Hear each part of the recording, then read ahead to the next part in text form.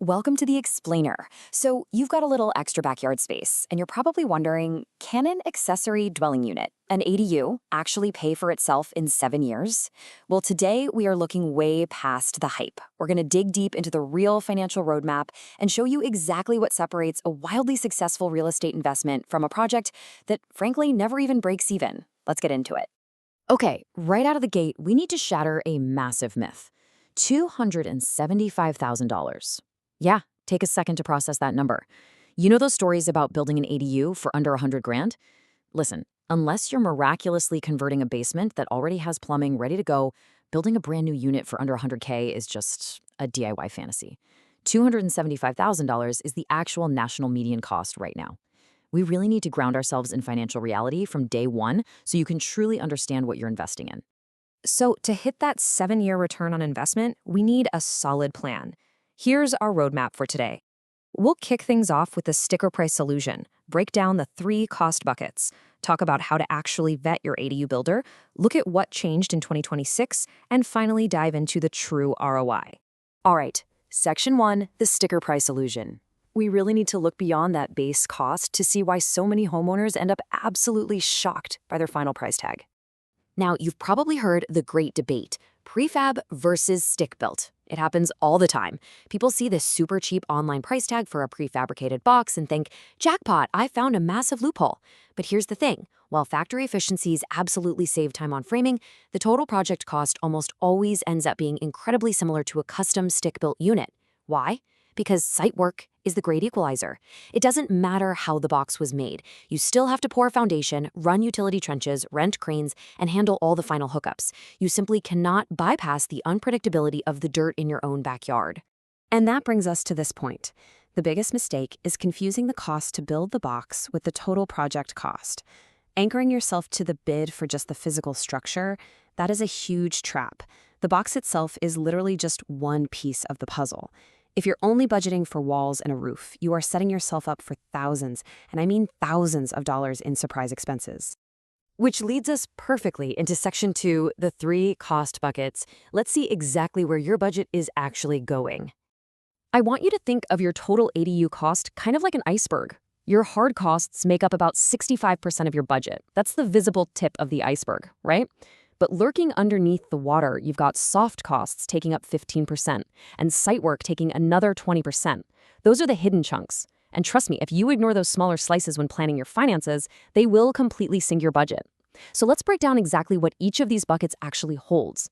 First up, soft costs. These are all the expenses you get hit with before a single shovel even touches the dirt. We're talking design fees, structural engineering, geotechnical soil reports, and, oh yeah, the big one, city permits. These non-physical elements, plus the absolute joy of dealing with city bureaucracy, can easily take a $20,000 to $40,000 bite right out of your budget.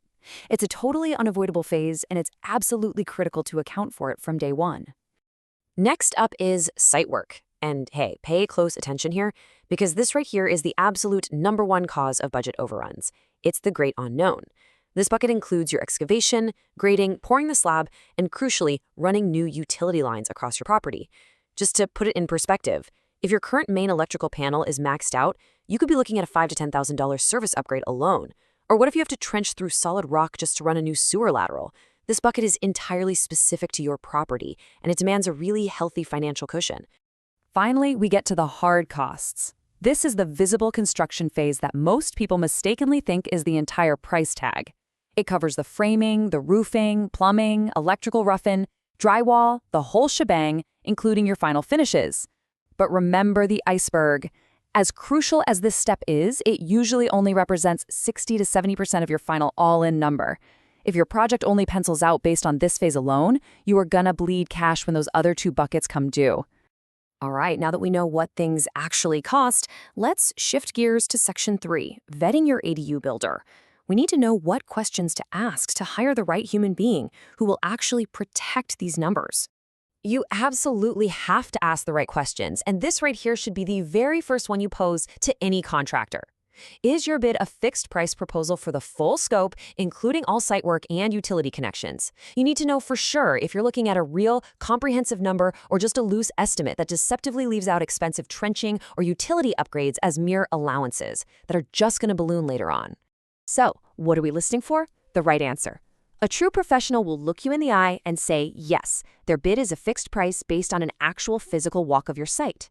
They'll assure you they handle the full scope, and honestly, most importantly, any exclusions to the contract will be explicitly and clearly listed up front. No surprises later. That's what you want. Okay, the second question is a bit of a reality test. You ask, how do you handle unexpected conditions, like poor soil or hitting rock during excavation? Because let's be real, in construction, surprises always happen under the ground. A bad contractor? They'll probably just shrug. You are testing them here to see if they have a robust, reliable system for the inevitable chaos of site work. The answer you really want to hear involves a strict standard change order process. They absolutely shouldn't do any extra work without presenting you with a priced-out solution first for your approval. On top of that, a seasoned pro will actually advise you to keep a 10 to 15% contingency fund on hand, which, by the way, perfectly aligns with what the National Association of Home Builders recommends. Question number 3. Can you walk me through the permit and inspection process and what you need from me? This is a big one. It tells you instantly if the builder genuinely understands the specific, local bureaucratic hurdles of your city or county jurisdiction. Remember, you want a partner, not a taskmaster. The right builder will tell you they handle the entire permit submittal process and coordinate every single city inspection, all the way from the foundation pour to the final walkthrough. Really, the only thing they should need from you is your signature on the application.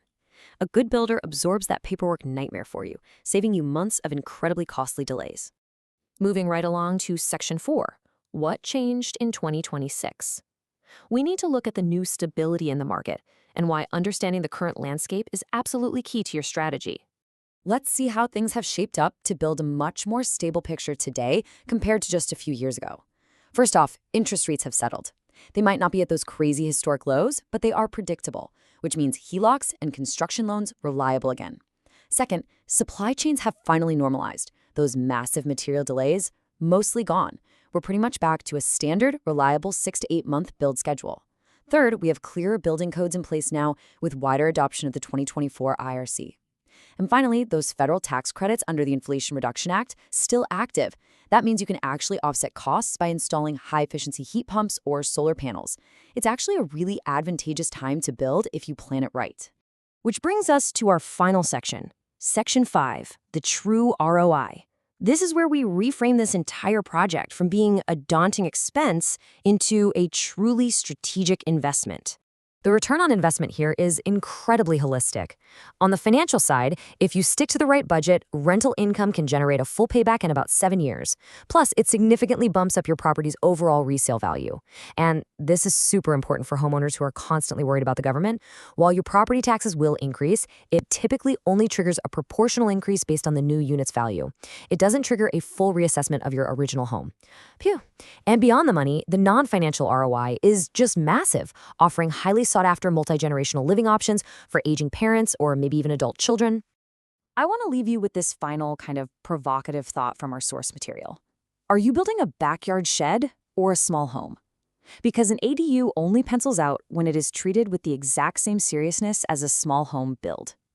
If you cut corners on the foundation, or say undersize the electrical panel to save a few bucks up front, you aren't building an asset. You're building a liability that's just waiting for a red tag. But if you vet your builder, if you understand the hidden costs of site work, and you build it right the first time, the rent checks and the added property value will inevitably follow. Thank you so much for joining me on this explainer, and I really hope this roadmap helps you build a truly incredible investment.